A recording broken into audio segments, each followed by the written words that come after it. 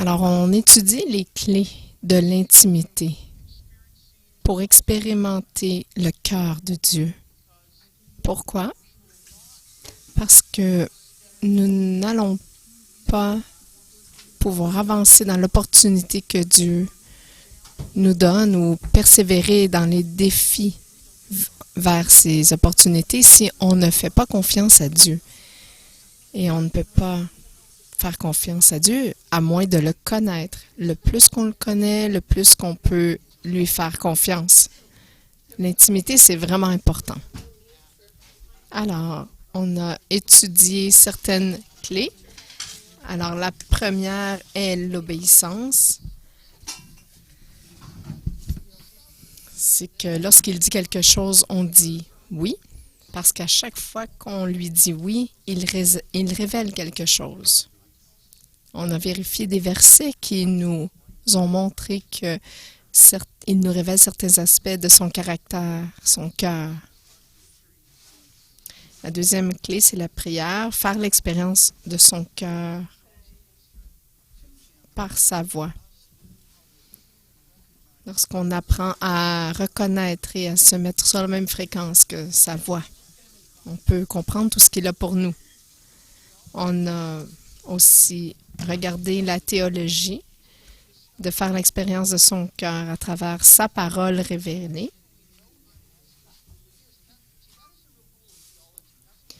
C'est ça vraiment le but de la théologie, c'est de savoir comment Dieu est, qui il est, pour qu'on puisse se rapprocher de lui. Théo, c'est Dieu, et ologie, c'est l'étude, donc c'est l'étude de Dieu. On a aussi parlé de la méditation, c'est de faire l'expérience de son cœur par la révélation personnelle. On a regardé la clé de la sainteté, faire l'expérience de son cœur en éliminant les obstacles. On enlève les barrières qui nous empêchent de le regarder et de le voir tel qu'il est vraiment. C'est pas du légalisme. On a aussi parlé des relations, expérimenter son cœur par l'interaction avec les autres. Comment être acceptant et pardonné. Alors, le plus qu'on interagit avec des gens, le plus qu'on accourt vers Dieu pour expérimenter sa grâce et en faire provision. On a aussi parlé de la clé de la transparence. Alors qu'on est authentique et qu'on exprime nos faiblesses, on peut être plus sécure avec Dieu. On est sous son aile. C'est la sécurité. On fait l'expérience de son cœur en marchant dans la lumière. Aujourd'hui, je voudrais vous parler de la grâce, faire l'expérience de son cœur à travers un mode de vie de confiance envers Dieu. Lorsqu'on fait confiance à ce que Dieu dit de nous, ça nous permet de pouvoir partager un mode de vie beaucoup plus satisfaisant.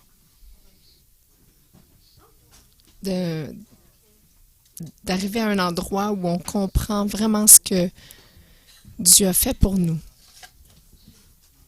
Lorsqu'on croit ce que Dieu nous dit, ça nous amène plus près de son cœur.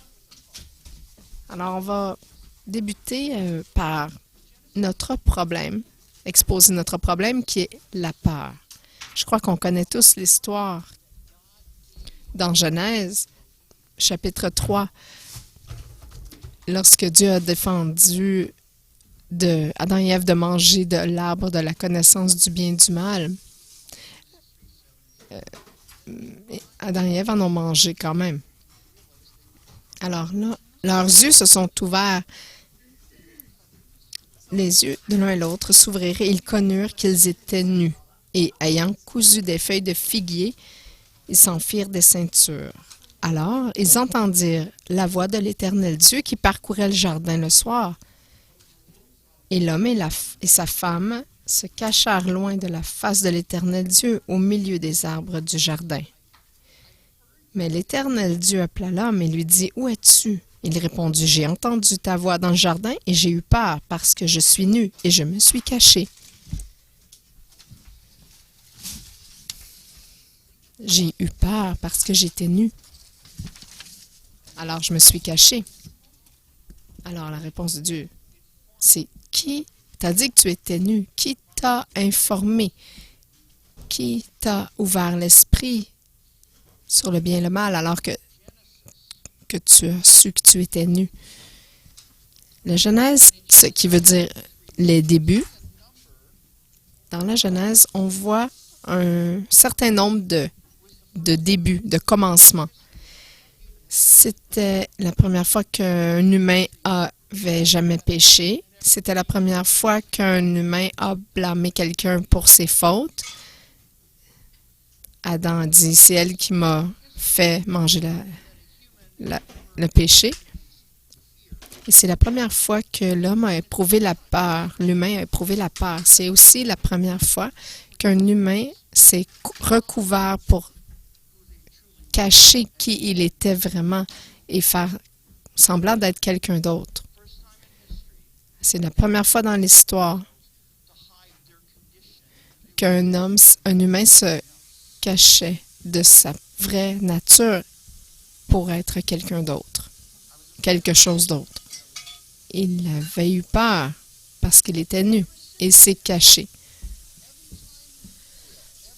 Et depuis ce temps, à chaque fois qu'on a un échec, qu'on n'est pas à la hauteur de nos attentes ou des attentes de quelqu'un, on se sent embarrassé, exposé, nu.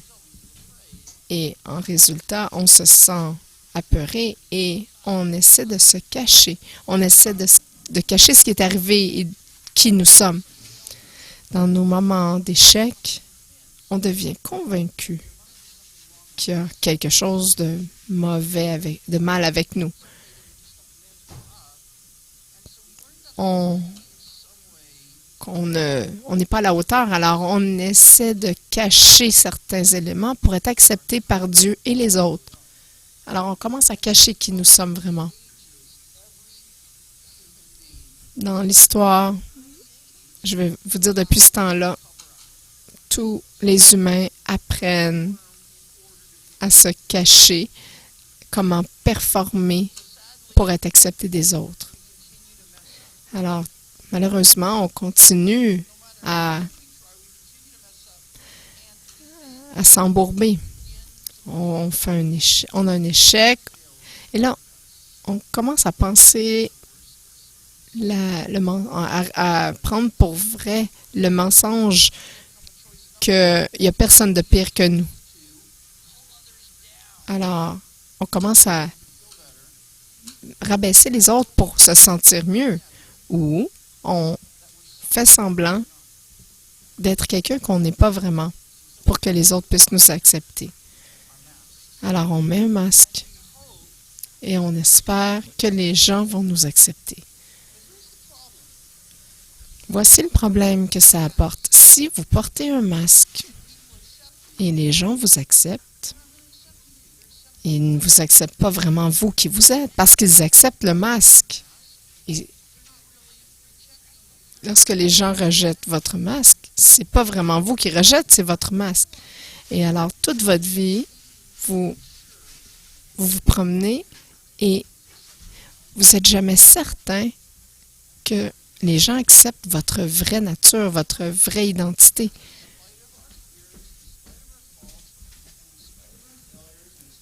En dépit de toutes nos prétentions et de nos peurs et de nos performances, dans notre réflexe de se cacher, Christ nous a trouvés et il nous a acceptés tels que nous sommes.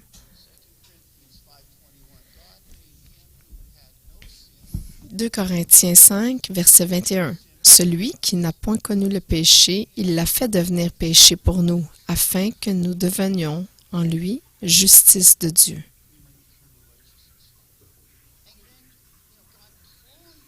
Nous sommes devenus la justice de Dieu. Dieu nous a habillés de la justice de Dieu pour qu'on soit plus nus. Il a couvert notre honte. Il n'a jamais recouvert notre visage.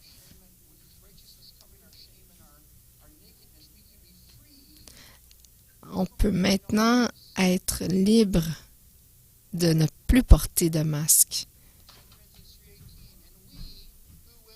2 Corinthiens 3, verset 18. Nous tous qui, le visage découvert, contemplons comme dans un miroir la gloire du Seigneur, on peut refléter la gloire du Christ. Nous sommes transformés en la même image de gloire en gloire, comme par le Seigneur, l'Esprit. Ce qui veut dire que si on porte un masque, on ne peut pas être transformé à son image.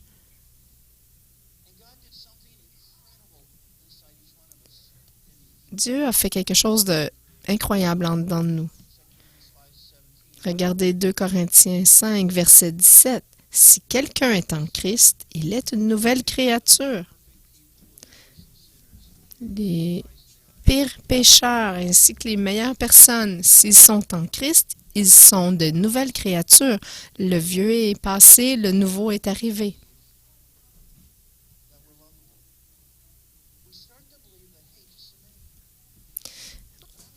Si Dieu m'accepte, peut-être que je suis aimable, qu'on peut m'aimer.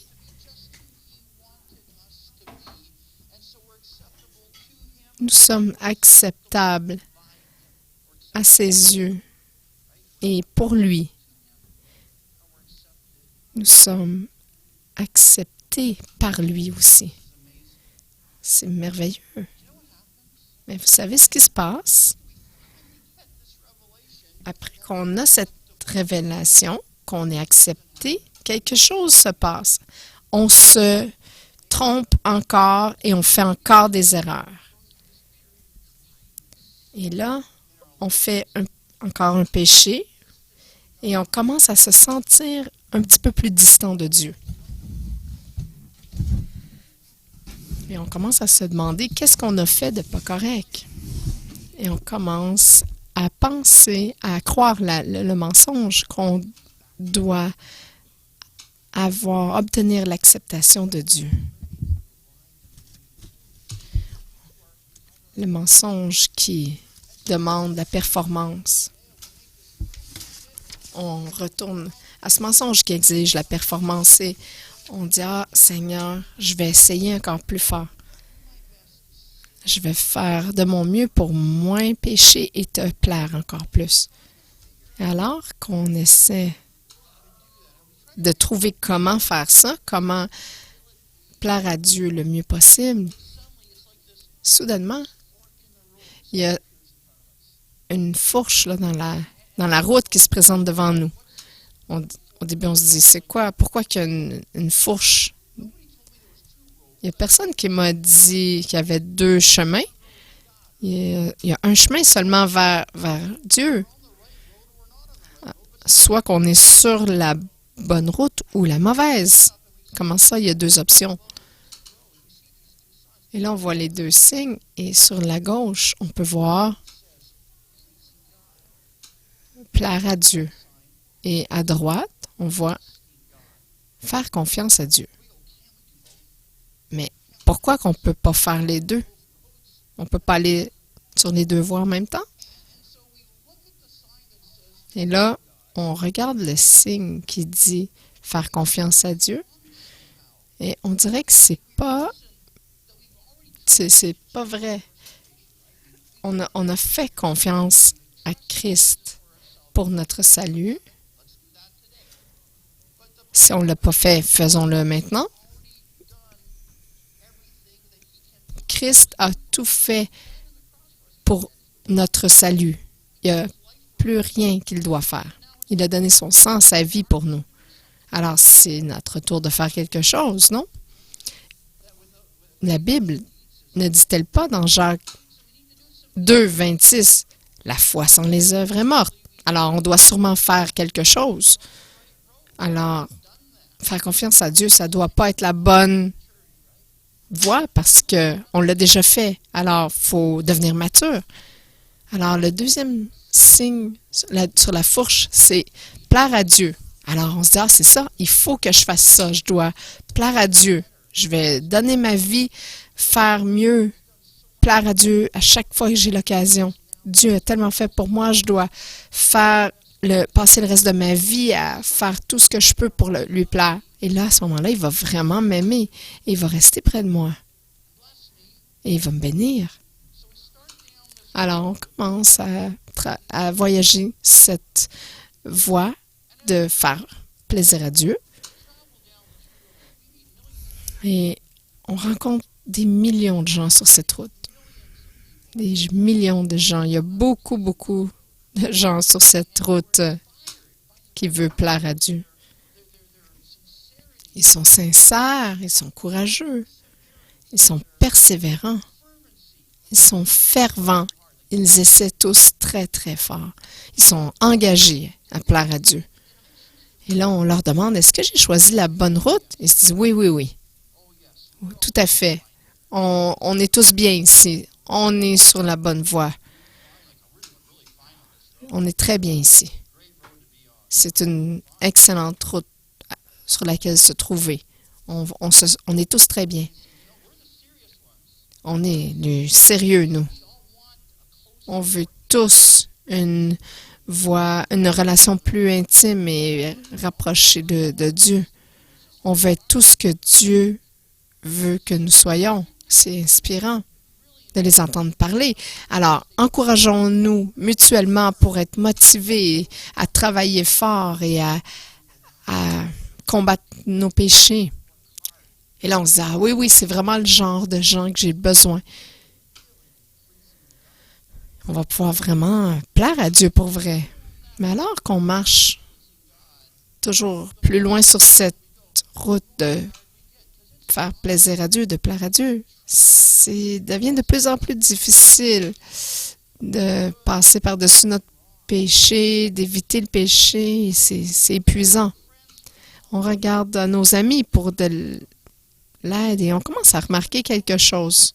On remarque que même s'ils sont sincères et fervents, et ils sont confiants, ils portent tous des masques.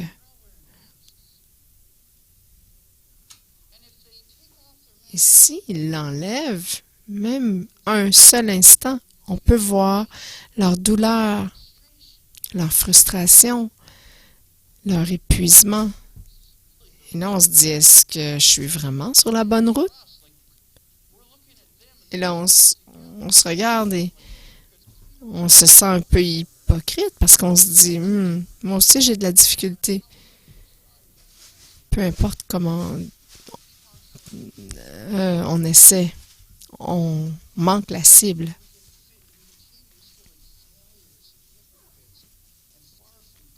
On se sent hypocrite et éloigné de Dieu.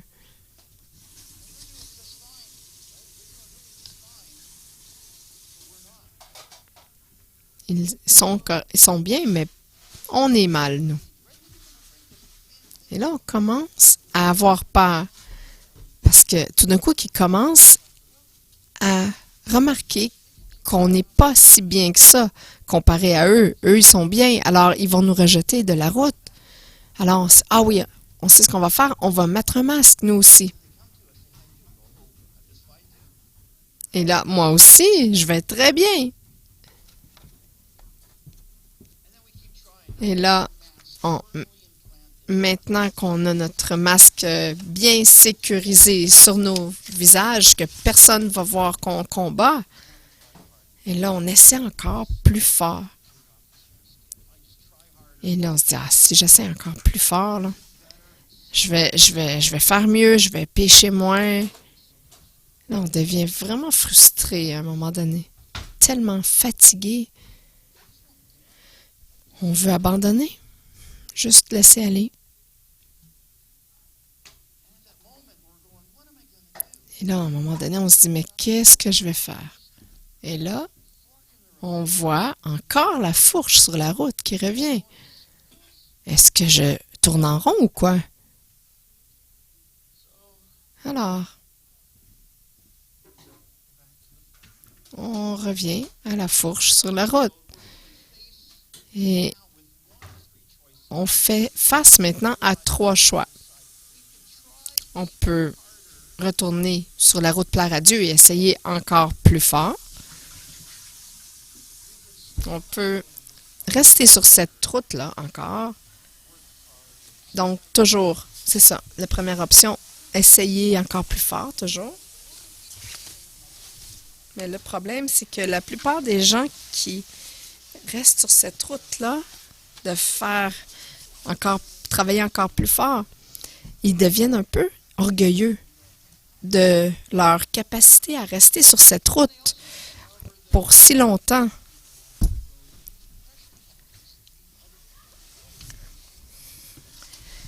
Et ils sont responsables de faire sentir les autres coupables de vouloir quitter la route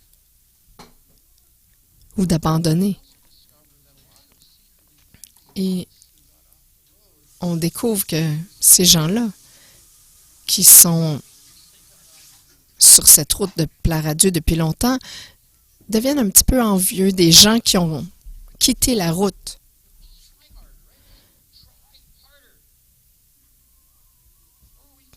Donc, notre première option était d'essayer encore plus fort sur la route Plaire à Dieu. La deuxième option, c'est quitter la route complètement.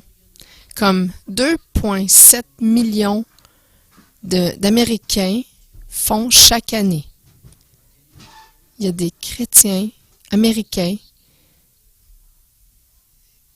qui quittent cette route 2,7 millions par année. C'est trop difficile de faire plaisir à Dieu. Trop de demandes. Il y a beaucoup trop d'hypocrites sur cette route-là. De toute façon, ça ne vaut pas l'effort. Et même, les gens se posent même la question si la route existe vraiment. Est-elle réelle? Mais les vraies raisons, c'est que les gens sont trop fatigués de rester sur cette route, trop difficile. Alors, les gens abandonnent la route. Ou ils essaient la deuxième option qu'on avait tout à l'heure, qui est d'essayer la route, de faire confiance à Dieu. C'est un choix qui n'est pas fait par la majorité. Il y a juste une petite quantité de gens qui font ça. C'est ceux qui se sentent mal sur la route Plaire à Dieu. Les gens qui sont sur la route de Plaire à Dieu critiquent de toute façon les gens en disant « Tu ne fites pas ici ». Ils sont tellement désespérés, mais c'est eux, ceux qui font confiance, qui sont vraiment courageux et ils disent, je refuse d'abandonner. Mais il y a sûrement une meilleure manière, une meilleure façon. Dieu, aide-moi à trouver cette meilleure voie. Et il voit, il lève les yeux et il voit la route qui s'appelle faire confiance à Dieu. Et les gens se posent la question, Dieu, c'est tellement difficile de croire que la seule chose que je dois faire, c'est te faire confiance. Il y a sûrement autre chose. Ça se peut pas que ce soit juste ça, mais Seigneur, je suis tellement fatiguée, épuisée. Je crois que tu m'aimes. Alors, je vais essayer de te faire confiance. Est-ce que je peux essayer de te faire confiance? Et ça semble tellement vague et même passif. Ça nous donne rien à faire. Ça nous laisse avec rien à faire. Il faut juste faire confiance. Je suis un human doing. au lieu de human being. Ça se traduit pas très bien en français, mais un humain qui fait et pas un être humain. Un humain à voir.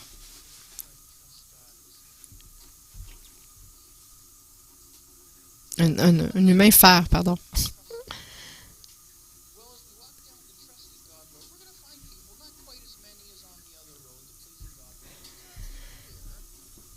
Alors, il y a quelques gens qui sont sur cette route de faire confiance à Dieu, mais ils ont l'air un petit peu moins équilibrés et ils sont moins confiants que sur la route plaire à Dieu. Ils sont moins en contrôle d'eux-mêmes, en maîtrise d'eux-mêmes, mais ils ont l'air moins fatigués. Ils sont moins insécures. Et on leur demande, est-ce que j'ai choisi la bonne route cette fois-ci? Et ils répondent avec une attitude calme, et apaisante, une assurance apaisante. Ils disent, oui, tu as choisi la bonne route. Viens et apprécie la route de la grâce. Bienvenue sur la route de la confiance envers Dieu. Apprécie l'acceptation de Dieu et l'acceptation de Dieu de qui tu es déjà. Et là, qu'est-ce que ça veut dire? Vivre comment je suis déjà. C'est sûrement un truc, là, il y a anguille sous roche. C'est impossible que ça soit juste ça. Mais on remarque quelque chose de très intéressant à propos des gens sur cette route-là. Ils ne portent aucun masque. On peut voir qui ils sont vraiment.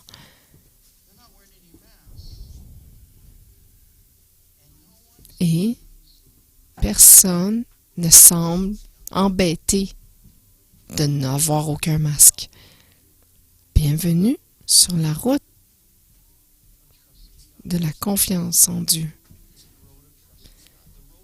C'est la route de la grâce. C'est la voie la plus rejetée de toute la création. Satan déteste la grâce parce que ça libère le peuple de Dieu des chaînes de l'esclavage légaliste. Les premiers persécuteurs des Juifs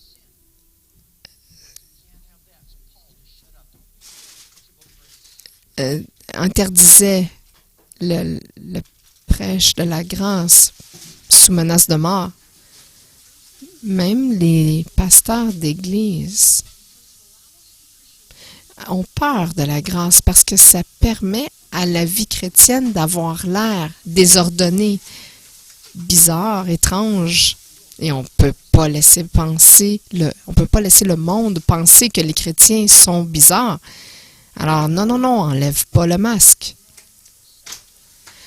Malheureusement, même certains traducteurs de la Bible ont mal traduit certaines parties de nos Écritures saintes parce qu'ils ne pouvaient pas accepter comment audacieuse était cette grâce. Ça peut absolument pas. C'est impossible que ça veuille dire.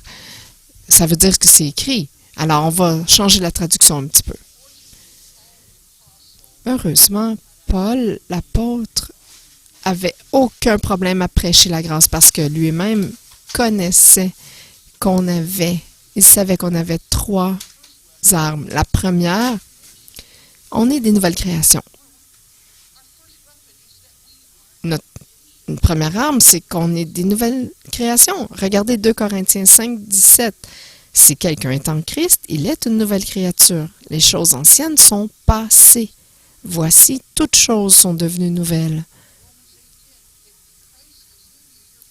Romains 8, verset 10. Et si Christ est en vous, le corps, il est vrai, est mort à cause du péché, mais l'esprit est vie à cause de la justice. Avec cette nouvelle identité revêtue de la robe de justice par Christ lui-même, alors on ne veut pas pécher, même si on nous donne la permission. On ne veut vraiment pas pécher. Notre deuxième arme, c'est l'Esprit Saint que nous avons. Regardez Romains 5, 5. L'amour de Dieu est répandu dans nos cœurs par le Saint-Esprit qui nous a été donné.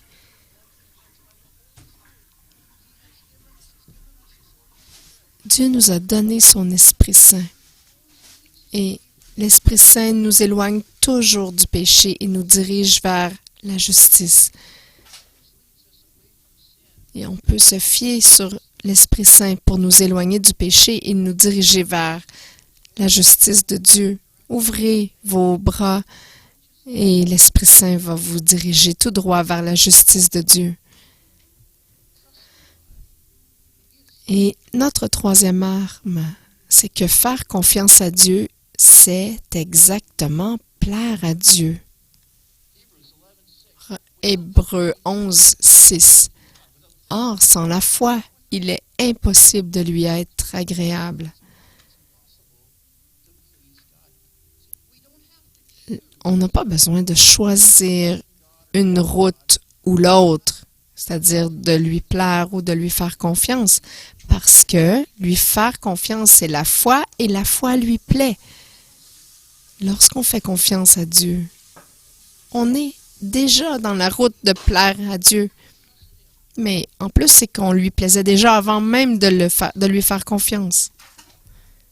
Lorsqu'on commence à faire confiance à Dieu, au lieu de se débattre dans notre péché ou pour se rapprocher de Dieu, lorsqu'on fait confiance à Dieu, à cause de son sang précieux qu'il a versé, Dieu est déjà avec nous.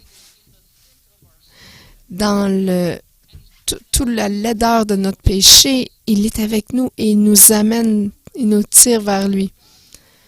Alors, dans notre performance qu'on essaie de se rapprocher de lui, il est déjà là, dans le milieu de votre chaos. Et ensemble, vous pouvez sortir de ce chaos. Il nous aime jusqu'à nous sortir de notre péché, d'aller nous chercher et nous sortir. Il est déjà toujours à nos côtés, par Jésus. On n'a pas à s'éloigner en courant de notre péché. On a juste à faire confiance à Dieu et laisser cette vérité nous transformer en la personne qu'il dit que nous sommes déjà. Je vais vous parler de ça pour quelques instants. Faire confiance à Dieu envers ce qu'il dit de nous, que nous sommes déjà. La première chose, il dit que nous sommes déjà saints et non des pécheurs. Regardez, si je prends une chenille et je l'amène à un biologiste et je lui dis, j'aimerais que vous fassiez une analyse de l'ADN de cette chenille. Est-ce que vous savez ce que le biologiste nous dirait? Il nous dirait, je sais que ça a l'air d'une chenille, là, mais ça a vraiment l'ADN d'un papillon. Déjà. Ça a l'air d'une chenille, oui. Mais l'ADN est là. Alors même si ça n'a pas l'air d'un papillon, ça l'est déjà à l'intérieur. Et je vous le dis, laissez-la grandir et elle va devenir le papillon. Ah, oui, il faut nourrir la chenille, il faut qu'elle soit nourrie. Pas juste la laisser là dans un bocal. Dans le bon environnement. Regardez Éphésiens 3, versets 17 à 19. Afin qu'étant enracinés et fondés dans l'amour, vous puissiez comprendre avec tous les saints quelle est la largeur, la longueur, la profondeur et la hauteur, et connaître l'amour de Christ qui surpasse toute connaissance, en sorte que vous soyez remplis jusqu'à toute la plénitude de Dieu. Vous n'êtes plus pécheurs, vous êtes saints. Oui, parfois, il y a des jours où on a l'air de pécher. Demandez à votre époux, épouse, vos enfants, votre famille. Mais dans notre ADN spirituel, nous sommes déjà complètement saints.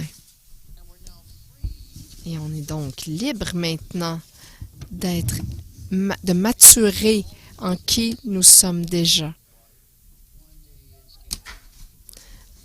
Alors, même si vous avez l'air d'une chenille parfois, je vous garantis qu'un jour, vous allez avoir vraiment l'air d'un papillon.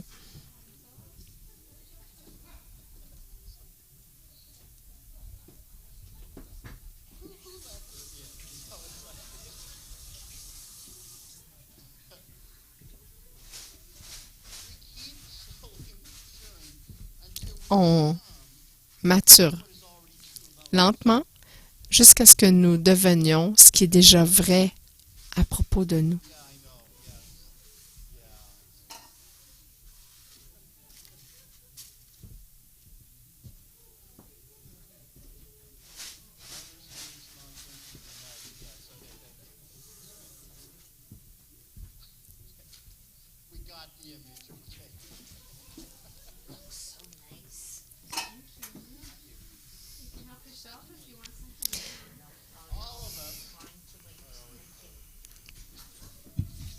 Donc,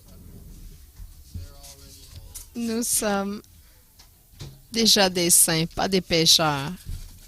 Alors, Dieu dit vraiment que nous sommes déjà saints. Regardez 1 Corinthiens 1, verset 2. À ceux qui ont été sanctifiés en Jésus-Christ, appelés à être saints. À ceux qui sont déjà saints et qui sont appelés à être saints. Vous êtes déjà saint et un jour, vous allez avoir l'air saint.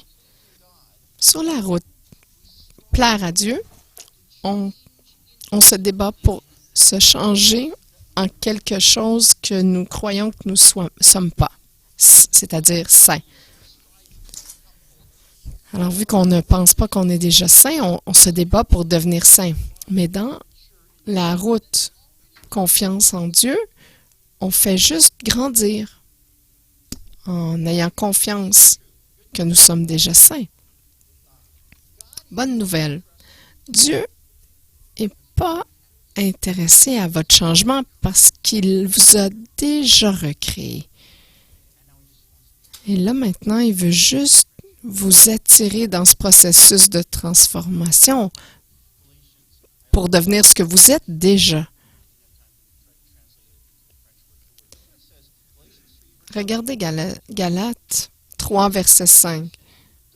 Celui qui vous accorde l'Esprit et qui opère des miracles parmi vous, le fait-il donc par les œuvres de la loi ou par la prédication de la foi? Est-ce que le Dieu qui vous donne tout avec sa présence, son Esprit Saint,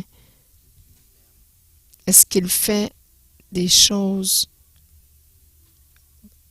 dans votre vie que vous ne pourriez jamais faire pour vous-même? Est-ce qu'il fait ces choses à cause que vous essayez fort ou parce que vous lui faites confiance de le faire en vous? Alors, le troisième élément, faire confiance à Dieu sur ce qu'il dit que nous sommes, c'est pas facile pour certaines personnes. Nous sommes déjà approuvés par Dieu.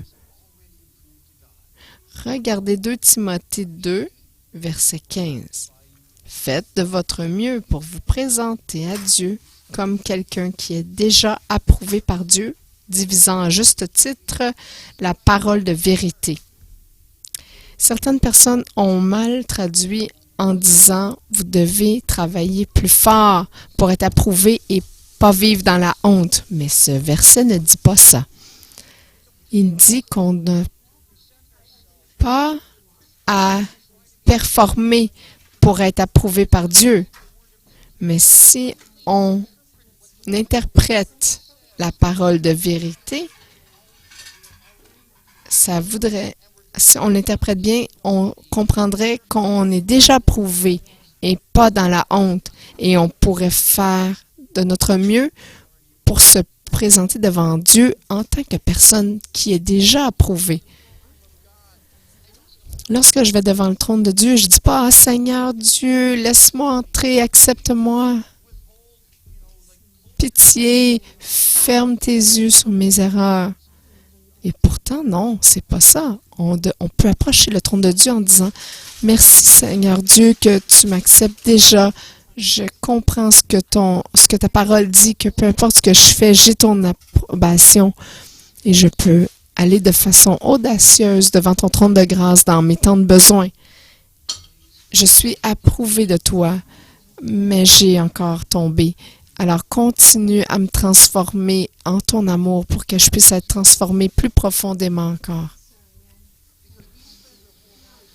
On passe trop de temps dans notre vie à essayer d'avoir l'approbation de Dieu dans notre chair. Et Dieu dit, t'as pas besoin de travailler si fort. Tu es déjà approuvé. Tu essaies de travailler pour avoir quelque chose que tu as déjà reçu. Alors viens, reçois mon amour, libre de la honte, du péché et du remords et du regret. Mais c'est tellement difficile à croire. C'est pour ça que ça nécessite de la confiance. Faire confiance à Dieu. Comment est-ce qu'on peut devenir plus intime avec le Seigneur? On vous a donné 8 clés pour l'intimité, pour expérimenter le cœur de Dieu. On va les reviser rapidement. La clé de l'obéissance, la clé de la prière, la clé de la bonne théologie, savoir qui est Dieu. La clé de la méditation pour avoir de nouvelles révélations de Dieu. La clé de la sainteté pour enlever les obstacles à notre intimité. La clé des relations pour qu'on puisse puiser dans la grâce de Dieu. La clé de la transparence. Psaume 91, dans l'ombre de ses ailes. Et la clé de la grâce, de lui faire confiance sur ce qu'il dit de nous, que nous sommes déjà acceptés, déjà saints. Ne plus rechercher son approbation parce qu'il est déjà avec nous. Il se tient déjà dans notre chute et il veut que nous lui fassions confiance. Et toutes ces barrières tombent de côté. Tous les blocages tombent et nous pouvons être transformés en son image. Choisissez d'aller marcher sur la route de la confiance en Dieu. Vivez à chaque jour en expérimentant son amour, tout simplement en faisant confiance à ce qu'il dit qui est déjà vrai sur nous. Et maintenant, à visage découvert, sans masque, laissez Dieu travailler cette réalité dans votre vie par l'Esprit Saint, par son Esprit Saint. Ça nous permet de rester sur cette route et ça nous permet de ne pas abandonner cette route de la confiance en Dieu. Nous refusons d'abandonner.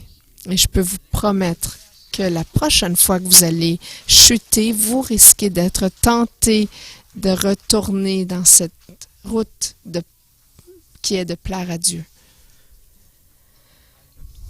Je peux vous promettre que la prochaine fois que vous péchez, vous allez avoir cette fourche dans la route devant vous et vous allez être tenté de choisir la route qui plaît de plaire à Dieu. Alors restez sur la route de la grâce, celle qui fait confiance à Dieu. Laissez Dieu travailler en vous pour devenir qui vous êtes déjà. Accepté, juste, saint, approuvé, aimé. Nous allons maintenant, je vais prier puis on va célébrer la communion, la table du Seigneur, le repas du Seigneur. Père, oh Dieu, aide-nous. Si on ne t'a pas reçu, Seigneur, si on n'a pas déjà la justice de Dieu, je prie, Père, maintenant que chaque personne qui ne t'a pas reçu ton Fils Jésus-Christ comme Seigneur, le fasse maintenant. Seigneur, laisse-les engager leur vie pour toi, de sortir du monde et d'entrer dans le royaume de Dieu et de dire, oui, je te fais confiance de reprendre le chaos de ma vie. Si vous êtes déjà chrétien, je vous mets au défi d'examiner sur quelle route vous êtes. Est-ce que si vous avez quelconque masque, vous êtes sur la route de plaire à Dieu et ça va vous porter à vous épuiser, comme trop de millions de chrétiens qui sont épuisés.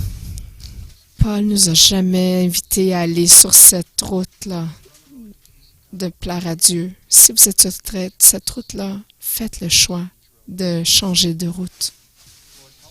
Seigneur, aide-nous à choisir la route où on te fait confiance. Ça semble trop bon pour être vrai. Comment est-ce que tu peux accepter un pécheur tel que moi? Ah, je vois. Tu m'as fait comme une nouvelle création. Alors, je suis acceptable. OK. Merci. Merci de faire de moi une nouvelle création. Cette nouvelle création que tu acceptes.